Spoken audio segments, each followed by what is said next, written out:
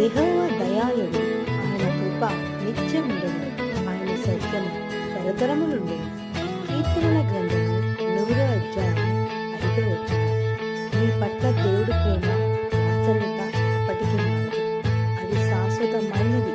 ఆయన దయ శాశ్వతమైనది. ఆయన సత్యము, ఆయన విశ్వనీయత తరతరాలకు ఉంటుంది. ఆయన మార్పు లేనివాడు. ఆయన కృప ఎన్నడూ మనం విడిచిపోదు. యెహోవా దయాళుడు, ఆయన కృప నిత్యముండును, ఆయన సత్యము తరతరములుండును.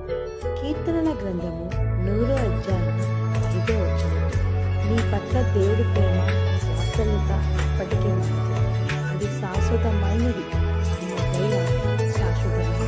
ఆయన సత్యము, ఆయన విశ్వనీయత తరతరాలకు ఉంటుంది.